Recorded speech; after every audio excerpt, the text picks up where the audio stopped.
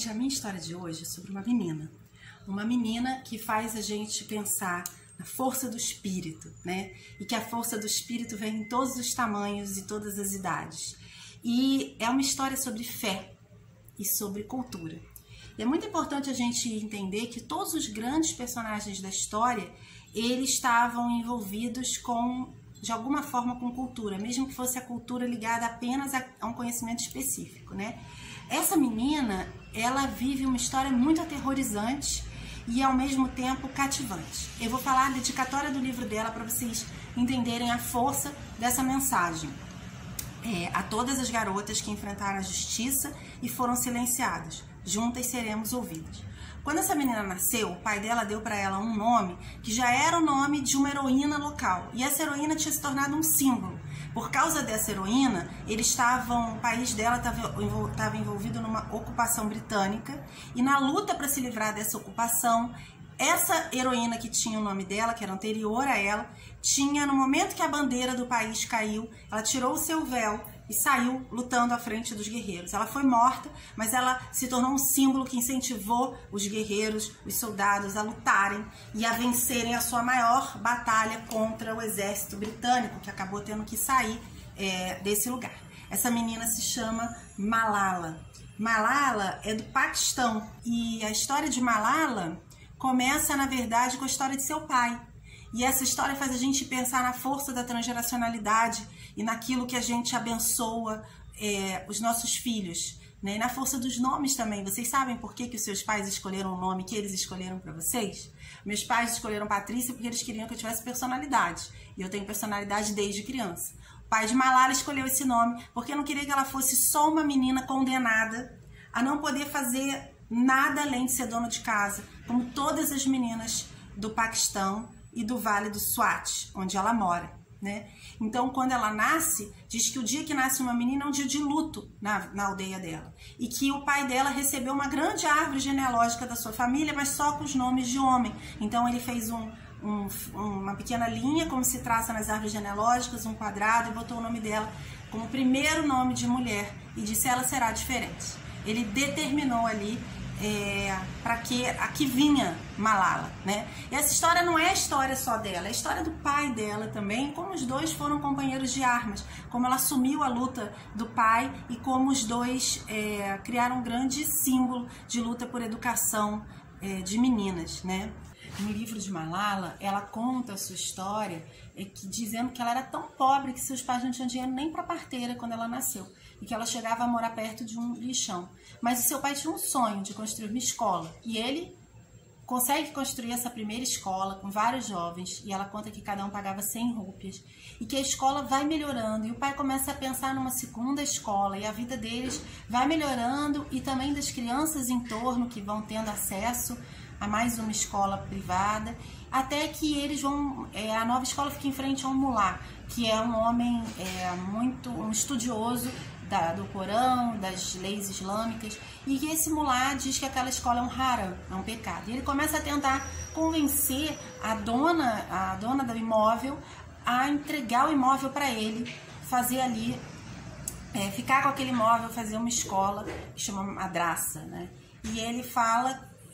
a dona do imóvel protege o pai dela, o filho dela vem conversar com o pai da Malala, eles conseguem resistir e aí esse mulá ele se junta com outras pessoas para tentar derrubar a escola, mas o pai da Malala também é um homem religioso e ele consegue convencer essas pessoas a não destruírem a escola. E eles conseguem se articular ali para que as meninas tenham uma entrada separada da dos meninos, para que as meninas estudem em turmas separadas dos meninos, mas que a escola continue. E eles conseguem, né? Só que o Talibã começa a tomar conta do vale onde Malala mora. E isso muda completamente a sua vida, né? Eles começam a incentivar que meninas saiam da escola, na rádio a parabenizar meninas que saem da escola, pressionar para que a escola feche para meninas, né? Até que eles dão um ultimato. Mas no livro Eu Sou Malala, né?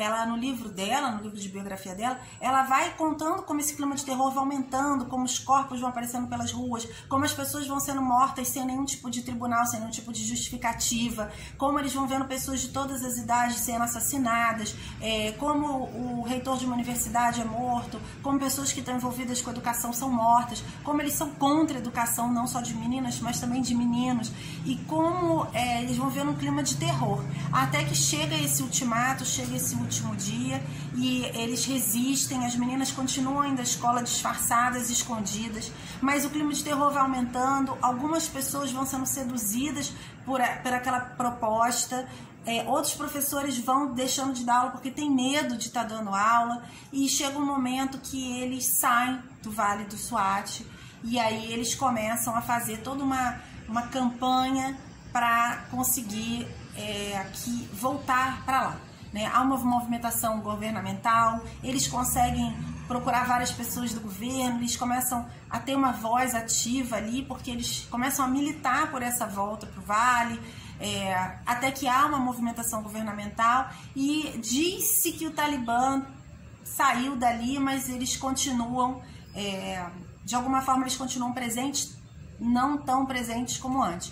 Mas é aí que acontece uma grande virada na vida da Malala, porque enquanto ela vive sob esse regime opressor, né, procuram o pai dela pedindo, o representante da BBC pede ao pai dela que arrume uma professora ou uma menina que possa contar como é que é o dia a dia naquela vida ali no Talibã.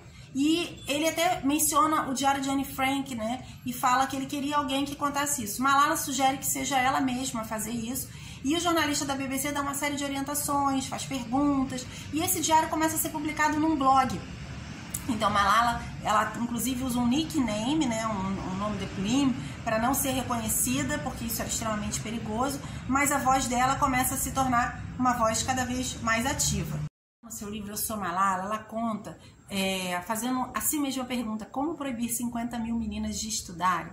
E aí ela conta que no dia que fechou a escola, as câmeras invadiram a sua casa, que eles decidiram que iam acompanhar ela e seu pai num dia da vida deles, né, nesse dia que a escola foi fechada. Ela conta que seu pai era um militante, era uma pessoa que vinha se articulando muito para poder realizar esse sonho.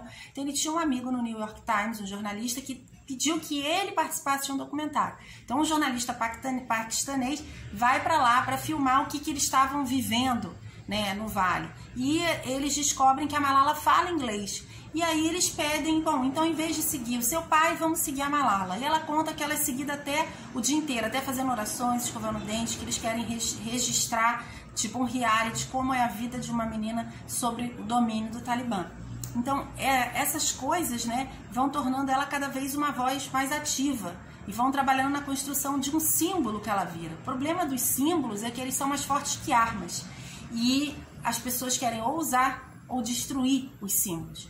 E seus pais sabiam que ela se tornar um símbolo era perigoso, mas eles estavam numa situação em que ou eles resistiam ou eles aceitavam que meninas não estudassem e que a única coisa que ela poderia ser na vida é uma dona de casa. Ela inclusive conta que nada demais ser dona de casa, é maravilhoso ser dona de casa, mas é ruim quando a gente não tem opção de ser outra coisa. Malala conta que a sua mãe, aos 6 anos, desistiu de ir para a escola porque ela achava que era meio inútil estudar, já que ela não poderia fazer nada com aquele estudo.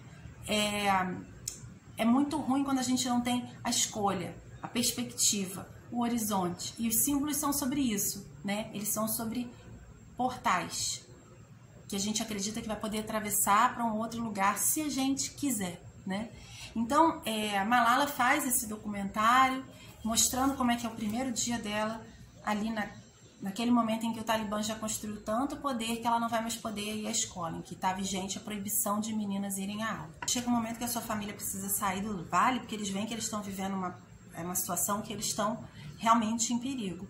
E aí, quando o exército vence os talibãs e eles voltam para o Vale, eles começam toda uma jornada em que a Malala já tem uma visibilidade. E é nesse momento que as organizações internacionais começam a alavancar o nome dela e ela realmente se torna um símbolo, né? Vou contar aqui um pedacinho do livro. Quando voltam ao Vale, o exército venceu os talibãs. Uns 15 dias depois, nossa escola foi convidada a participar da Assembleia Distrital das Crianças do SWAT, criada pela Unicef e pela Fundação Kipal Mor, para órfãos. Tinha sido escolhidos 60 alunos para integrar a associação. E Malala vem a ser a oradora desse grupo.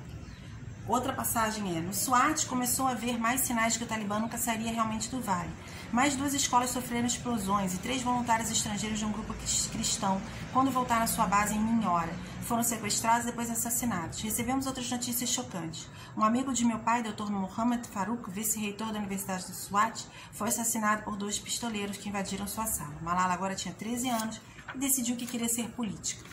Uma coisa muito interessante também é que Malala fala que ao mesmo tempo em que parece que a vida deles normalizou, ela pode voltar a estudar, ela se torna um símbolo, várias fundações começam a dar espaço para ela começa a ganhar prêmios e ao mesmo tempo eles começam a perceber que o Talibã não vai realmente sair em definitivo do Vale do Swat, né? Que eles percebem algumas coisas que acontecem que dão esses sinais para eles, como por exemplo... um amigo do pai dela, que é vice-reitor da Universidade do SWAT, é assassinado por pistoleiros, 2 escolas sofrem explosões, 3 voluntários estrangeiros de um grupo cristão acabam sendo mortos, sequestrados e assassinados. E nesse momento é muito interessante que ela conta que quando invadem o ônibus que ela está saindo da escola para ir para casa, os homens armados perguntam quem é Malala, e o nome da biografia dela é Eu Sou Malala, né? Que ela responde, mas ela não teve tempo de responder. Ela fala que se ela tivesse tido tempo de conversar com eles, ela diria porque eles tinham que deixar ela, as suas irmãs e filhas irem estudar. Mas o livro todo é para contar quem é Malala, a pergunta que ela teve que responder antes de tomar um tiro na cabeça. E é realmente uma história de fé, muito bonita, ela contando a fé dos pais. Não só a fé no sentido de orar pela cura dela, mas a fé em todo o processo que eles vivem, né? Porque ela vai sendo transferida, ela virou um símbolo do país, né? Ela vai sendo transferida até que realmente ela precisa ir para um hospital melhor e acaba conseguindo que transfiram ela para a Inglaterra, né? Mas os pais não podem ir, como eles acabam confiando nesse processo e deixando que ela vá. E aí a história que eu acho que todo mundo já conhece, de como a Malala já está na Inglaterra e consegue bolsas de estudo e escrever livros e, na verdade, quem atirou na cabeça dela transformou a luta dela numa luta internacional e transformou a Malala num símbolo conhecido no mundo inteiro. Eu acho que o que Malala tem para dizer pra gente é: estude e lute como uma menina. Até o próximo. Mulheres da História.